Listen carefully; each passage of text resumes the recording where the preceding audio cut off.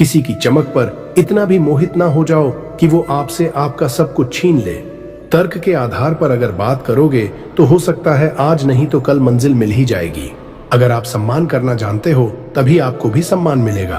अगर फैसले सही लिए हैं तो वक्त जरूर लगेगा पर अच्छे साबित जरूर होंगे। विनम्रता भी उसी के सामने अच्छी है जो आपसे विनम्र हो, अक्कड़ वाले के सामने नहीं। आपको रोकने वाले सिर्फ आप है, स्वयं पर जीत पाने पर कोई नहीं रोक सकता। आप बस अपने स्वप्न को साकार करने में लगे, वो अपना रास्ता खुद जानता है। संसार में पीछे जाके जीवन को नहीं बदला जा सकता, पर जहां खड़े हो वहां से तो बदल सकते हो। फूलों की खुशबू जैसे वातावरण को बदलती है, आप भी अपने जीवन में उस तरह बदलाव ला सकते हो। जीवन में कुछ चीजें आपके शौक की भी होती, हर बार जरूरत की नहीं होती।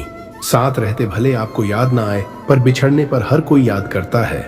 सूरज हमें ये सिखाता है कि हर काली रात के बाद एक उजाला जरूर आता है।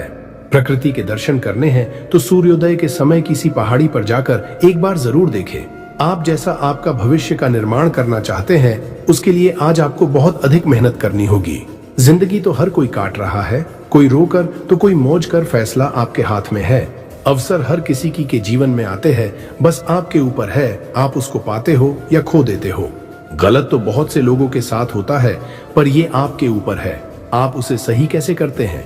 बिना मांगे तो पानी भी कोई नहीं पिलाता, तो आप कैसे मान लेते हो कि कोई आपकी सारी परेशानियां दूर कर देगा। सामने वाला कौन है वो महत्वपूर्ण नहीं है, वो क्या करता है वो महत्वपूर्ण है। अगर आप पर कोई विश्वास रखता है तो उसके विश्वास को ना तोड़े और उसकी मदद अवश्य करे। कर्म से कोई नहीं बच सकता, कर्म तो करना ही है, तभी आप अच्छे फल की आशा कर सकते हो। अगर व्यक्ति गलत है तो उसके साथ ना रहे आज, नहीं तो कल आपके साथ विश्वासघात जरूर करेगा। हमें नहीं पता कि हम कब कामयाब होंगे, पर यह तो पक्का है कि कोशिश नहीं करोगे तो अवश्य नाकामयाबी मिलेगी। जिंदगी में बहुत से परिवर्तन आते हैं, उसे स्वीकार करें। कोई ना कोई परिवर्तन आपको शिखर तक जरूर ले जाएगा। अगर किसी कार्य में आपको लगता है सफल हो सकते हो तो अवश्य उसे करे, घबराए नहीं। कृष्ण की मुरली और राधा की साधना से बड़ा कोई तप नहीं, क्योंकि दोनों ही पूर्णता के मार्ग हैं। प्रेम का गणित राधा कृष्ण ने सिखाया, जहां बिना सवाल और जवाब के सब कुछ हल हो जाता है। राधा की आंखों में बसे कृष्ण का प्रेम किसी किताब की तरह है, जितनी बार पढ़ो नई कहानी मिलती है। कृष्ण ने राधा से प्रेम नहीं मांगा, उन्हें राधा की मुस्कान ही जीवन भर का साथ लगती थी। जिस तरह पेड़ अपनी जड़ें मिट्टी में छुपा लेता है, राधा ने भी अपने प्रेम को दुनिया की नजरों से छिपा लिया था। राधा के बिना कृष्ण अधूरे नहीं थे, पर उनके साथ कृष्ण का हर पल पूर्णता से भरा था। कृष्ण की तरह कर्म करना और राधा की तरह भक्ति करना ही जीवन का संपूर्ण संतुलन है। कभी राधा को समझने की कोशिश मत करना, क्योंकि जब प्रेम इतना गहरा हो तो सवाल बेकार हो जाते हैं। राधा ने कृष्ण को पाने के लिए इंतजार नहीं किया, उन्होंने कृष्ण के इंतजार में खुद को पा लिया। प्रेम की असली परिभाषा राधा ने बिना शब्दों के समझाई, जैसे फूल बिना कहे ही अपनी खुशबू बिखेरता है। कृष्ण की बांसुरी ने दुनिया को मोहित किया, पर राधा के लिए तो ये उनकी आत्मा की पुकार थी। प्यार में सिर्फ देना और लेना नहीं होता। राधा और कृष्ण ने यह सिखाया कि प्रेम में बस होना ही पर्याप्त है। राधा की भक्ति में इतना सामर्थ्य था कि उन्होंने बिना कोई व्रत किए कृष्ण को पा लिया। राधा का प्रेम वो नदी है जो अपने किनारे नहीं देखती, उसे सिर्फ बहना आता है, क्योंकि बहना ही उसका अस्तित्व है। कृष्ण की मुस्कान में राधा ने वो सुकून पाया जिसे पाने के लिए लोग जीवन भर भागते हैं। प्रेम का असली मतलब राधा कृष्ण से पूछो, जो बिना शर्त बिना स्वार्थ बस महसूस किया जाता है। राधा का प्रेम उस धागे की तरह था जो चाहे जितना भी उलझ जाए कृष्ण से अलग नहीं हो सकता। कृष्ण की बांसुरी की धुन कभी हार मानती नहीं, जैसे राधा का प्रेम कभी थमता नहीं। प्रेम के बगीचे में राधा वो फूल थीं जिनकी खुशबू ने कृष्ण को हमेशा के लिए मोहित कर लिया। जब राधा ने कृष्ण की आंखों में देखा तब उन्हें महसूस हुआ कि प्रेम नजर से नहीं दिल से किया जाता है। कृष्ण और राधा के बीच का फासला बस उतना ही था जितना धरती और आकाश के बीच होता है, अर्थात अदृश्य लेकिन मौजूद।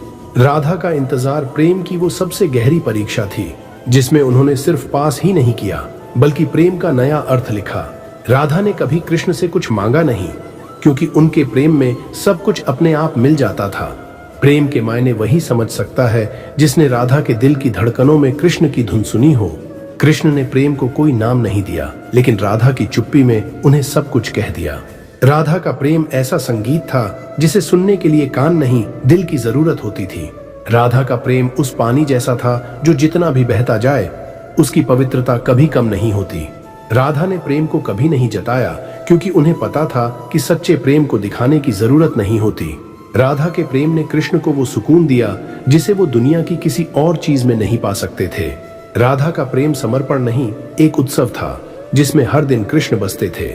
राधा का इंतजार कभी बेचैनी नहीं बना क्योंकि उसमें विश्वास था। कृष्ण की बातें दिल तक पहुंची, राधा की खामोशी आत्मा तक। प्रेम वो नहीं जो शब्दों में कहो, प्रेम वो है जो राधा की नजरों में दिखे। राधा के बिना कृष्ण का प्रेम अधूरा नहीं, पर अनकहा रह गया। राधा को खोजने कृष्ण कहीं नहीं गए क्योंकि प्रेम रास्ता खुद बना लेता है। कृष्ण की मुरली और राधा की नजरें दोनों ने प्रेम सिखाया। राधा ने कृष्ण को कभी रोका नहीं। प्रेम में स्वतंत्रता का अर्थ वही जानती थी। कृष्ण को पाने के लिए राधा ने कभी भाग्य का इंतजार नहीं किया, वो हर दिन प्रेम करती रही। कृष्ण ने प्रेम सिखाया, राधा ने उसे महसूस करवाया। प्रेम की परिभाषा राधा ने कभी नहीं दी क्योंकि वो खुद उसका जीता जागता उदाहरण थी। राधा के प्रेम की गहराई को मापने का यंत्र कभी बना ही नहीं। कृष्ण की मुरली की सबसे सुंदर धुन राधा का नाम था। राधा और कृष्णा के बीच का प्रेम अनकहा था, फिर भी सबसे ज्यादा कहा गया। फिर मिलेंगे दोस्तों अगली वीडियो के साथ, तब तक अपना ख्याल रखना और मुस्कुराते रहना।